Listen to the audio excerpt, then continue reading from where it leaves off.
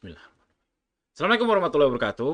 Teman-teman, video ini saya mau bahas kayaknya back to basics ya. Back to basic buat teman-teman yang ngerasa aduh boncos terus, boncos semua nih iklannya. Nah, ini kudu paham teorinya ya. Teori dari fakta yang saya dapat, dari pengalaman yang saya lihat dari kawan-kawan, dari saya pengalaman pribadi juga.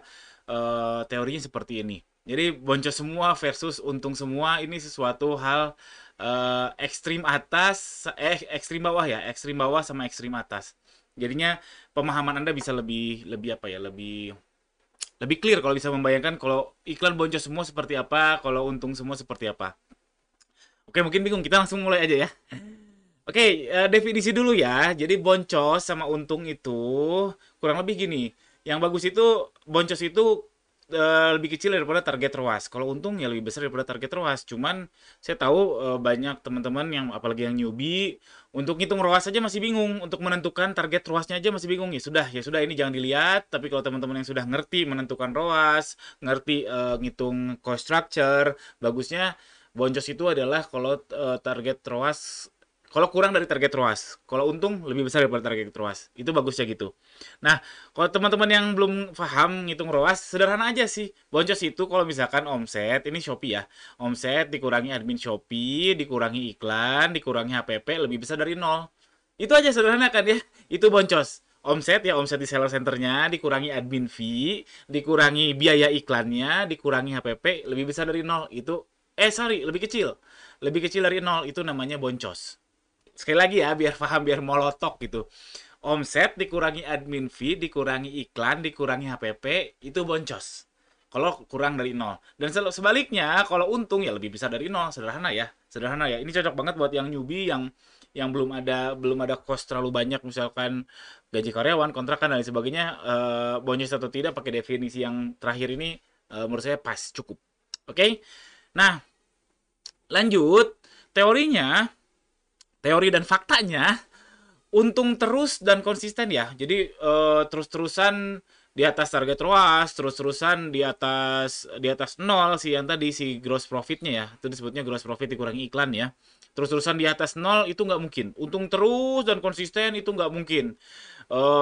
Satu bulan, satu tahun terus-terusan untung nggak mungkin. Jelas, saya belum pernah ngalamin, saya belum pernah ada lihat orang yang ngalamin hal tersebut juga, yang sepanjang tahun atau sepanjang bulan selalu untung di iklannya. Saya belum pernah lihat. Dan sedihnya, sialnya, boncos terus dan konsisten, artinya ya terus-terusan boncos, itu banyak kasusnya. Banyak kasusnya, banyak banget kasusnya yang memang iklannya boncos terus. Bahkan salah satu toko saya juga, ROAS-nya nggak pernah, susah banget tuh keluar dari angka satu. Ya gitulah, itu toko baru saya. Jadinya boncos terus dan plus konsisten, sialnya banyak kasus. Tapi kalau untung terus dan konsisten untung, nyaris nggak mungkin. Paham ya? Mudah-mudahan paham. Kalau nggak, putar ulang-ulang yang bagian ini. Nah, sehingga iklan, konsep dasarnya untuk apa ya? Untuk solusi ya, solusi konsep untuk masalah ini yang untung terus nggak mungkin, boncos terus sangat mungkin terjadi, ya sudah sederhana aja. Jadi iklan itu yang bagusnya diperbagus, yang jeleknya dibuang atau dikurangi, kurang lebih itu dikurangi. Alias yang untung digedein, budgetnya atau apanya terserah lah. Terus yang boncos ya dikurangi, entah budgetnya entah produknya di stop dan sebagainya. Jadi memperbagus yang bagus, membuang yang jelek, sederhana ya. Ngomong gampang memang, memperbagus yang bagus, membuang yang jelek, karena udah tahu yang bagus itu nggak mungkin terus-terusan bagus, yang jelek tuh pasti ada, yang jelek pasti ada. Jadinya yang bagus ya dicoba diperbagus, yang jelek dicoba dikurangi impact, dikurangi ya bukan ditiadakan, dikurangi impact jeleknya. Nah, lalu saya pernah ngitung-ngitung rasionya, rasio efisiensi lah, efisiensi iklan Shopee ya, ini ngomongnya Shopee.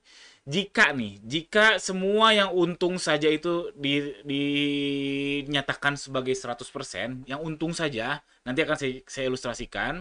Data saya itu total yang untung saja dikurangi yang boncos, dibagi yang untung tadi, dibagi 100% ini, itu 30%. Bingung? Lanjut, kita langsung ke contoh kasusnya, simulasinya. Jadi katakanlah saya punya produk, ada A, B, C, D, E, F, G. Saya iklanin nih 1 bulan. Ketahuan, saya hitung-hitung, yang A, B, C ini untung. Yang DEF itu boncos. Katakanlah untungnya 1 juta. Yang ini boncos minus 700.000. Nah, kalau 1 juta dikurangi 700.000 tadi, dibagi 1 juta ini angkanya 30%. Nah, ini angka saya tuh rata-rata efisiensi iklan Shopee saya tuh di 30%. Jadinya selalu ada yang boncos, memang selalu ada, nggak mungkin nggak. Nggak mungkin nggak ya, produk yang boncos tuh selalu aja ada. Bahkan di tanggal kembar ada aja yang boncos, tapi ya itu sebagai sejauh mana kita bisa menahan nggak boncos-boncos banget dengan mengurangi budgetnya kah, mengurangi keywordnya kah, atau apapun itu caranya. Nah, kalau angka saya itu efisiensinya di 30%. Ini angka saya. Angka teman-teman pasti jauh berbeda.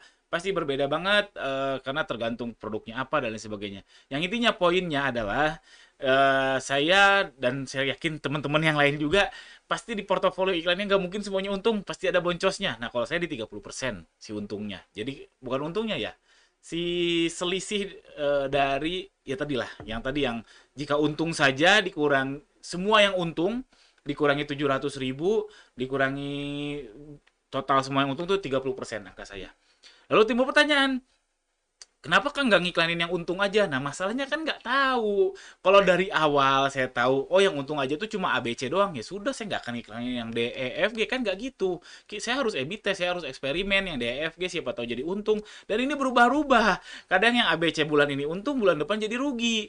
Itulah kenapa membuat pasti ada boncosnya. Karena kita nggak pernah tahu mana yang selalu untung, mana yang bisa boncos. Dan itu seakan-akan ya ngebulak-balik. Ya muter-muter terus. Itulah makanya jadi cari efisiensinya. Oke, mudah-mudahan nggak bingung ya. Bagi yang bingung, intinya gini, yang tadi lupakan, intinya gini, sejago apapun, saya yakin sejago apapun orang yang iklan, entah itu anak e-commerce, yang Facebook Ads, yang anak marketplace, yang di Tokopedia, Lazada, pasti pernah boncos. Saya yakin pasti pernah boncos. Insya Allah, maaf kok pasti, ya kan nggak boleh ngomong pasti. Insya Allah pasti pernah boncos. Semuanya saya yakin. Terus yang jadi soal gimana kita bisa mempelajari si boncos. Jangan sampai didiamkan aja. Aduh boncos terus bingung, bingung. Yang pertama teman-teman lakukan kalau teman-teman tahu boncos, lihat data sendiri. Bukan tanya orang lain, lihat dulu data.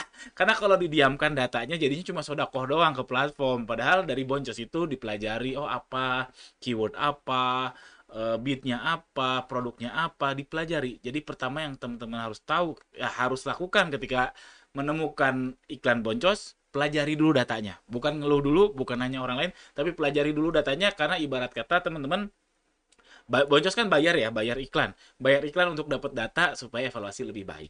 Oke, mungkin ini agak berat ya.